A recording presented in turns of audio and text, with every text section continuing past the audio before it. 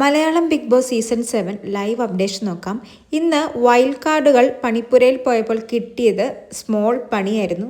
ആ ചെറിയ പണി അവർ കൊടുത്തത് നമ്മുടെ നെവീനും അനുമോൾക്കുമാണ്. രണ്ടുപേർക്കും ഇന്നത്തെ ദിവസം മുഴുവൻ സംസാരിക്കാൻ പാടില്ല.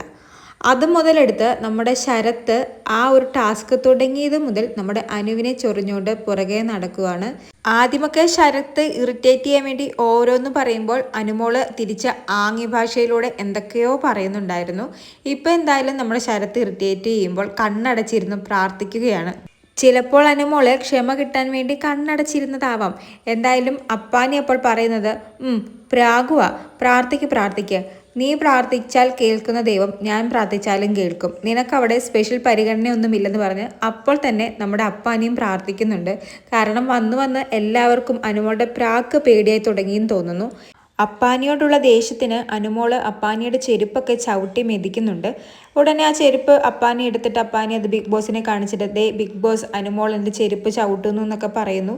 എന്നിട്ട് ശരത്ത് പറയുന്നത്, ഈ ചെരുപ്പൂരി അടിക്കാൻ എനിക്കറിയാഞ്ഞിട്ടല്ല, പക്ഷേ ഇവളെ തല്ലി ഞാനൊരിക്കലും പുറത്തു പോകില്ല. ഇവള് പറയുന്നതാവാം പുറത്തെ പ്രേക്ഷകർ കേൾക്കുന്നത്, എങ്കിലും എനിക്ക് കുഴപ്പമില്ല.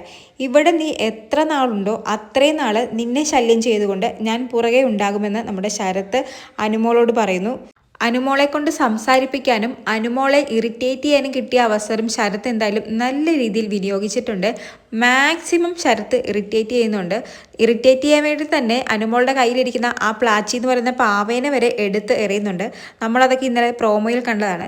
അങ്ങനെ എന്തായാലും നമ്മുടെ അനുമോളെ മാക്സിമം ശരത്ത് ചൊറിയുന്നുണ്ട്. ഇനി എന്താകുമെന്ന് കാത്തിരുന്ന് കാണാം. കൂടുതൽ ലൈവ് അപ്ഡേറ്റ്സുകളുമായി വീണ്ടും വരാം.